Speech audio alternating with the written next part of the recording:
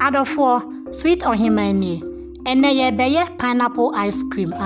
abrobe ice cream pa ye ta friend Ghana ha say Ablewalls enya sam ketwa me sha say na nya say mesensen ma brobe kama ena me pa mu yi edue ya na hye mfimfin no de nti aye yi due free mu say ye ko blend na ye pese ye very smooth aye hu chafu bia wom enti me yi mfimfin na free mu kama chese gusu a etwagui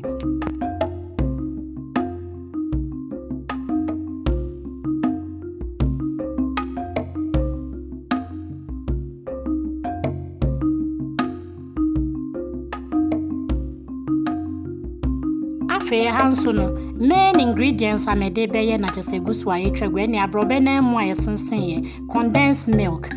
and kasa evaporated milk sugar ana say vanilla essence such as no any ye need do ana say milk powder and chese ye de beye we say wo mpe asichira essence abrobe no asichire wo mu dada condensed milk nso asichire wo mu ntino wo betimi ye asichire na femu and say me hwehwe me condensed milk me milk powder me vanilla essence and I made in chineke to before taste egum when I say hanu so me hwe evaporated milk ni nyina egum me ko blend amana ye muhu feko wo be blend amana ye very smooth said ye unhu abrobe ne fiber bia ewom so wo mpe fiber ne so wo betimi aso ne abrobe ne so na so ha de na ye say ye pese ye di ne fiber ni nyina nya na ho odin ti no me blend ni nyina e fry hanu so ye blend ye behwe agu ye silicone mold ana wo ni we bi nso na sa wo ice cream bottles I know so ultimate gum kama na ice cream cups wo betime dia gum fine said dem egusu a mehwe ni ya ai to da na sa wo fie na sa nkwala ya makwan omo pe bibi kakra e da for monuma na so wetimi aye we bia mom kama ene sa me de me ice cream spoons e hihye me hanu na mini sticks enti dia me wona che say egusu a etwagu a me de ahye mushkama kama ye de kwhye fridge amade achi overnight adechi ye na che say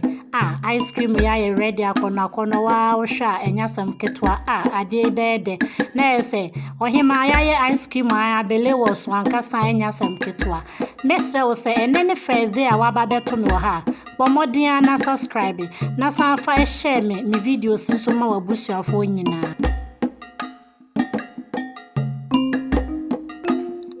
ice cream in the area and I just say shishana kama just say ankasa ne family of 8 and say ne de aka yan so mechichi or robem nyina me de kan ho achese ene obi abeyi baako e de abona no so twede enya sam ketwa so when you me video ho aya na wa subscribe na fe wo don sanso emia notification bell no so eno anyi osika bia e chese anytime bia me video foforo bia no na ye say notify we phone so ama wetimi ababe ka me ho me da se bebre sa o share me bye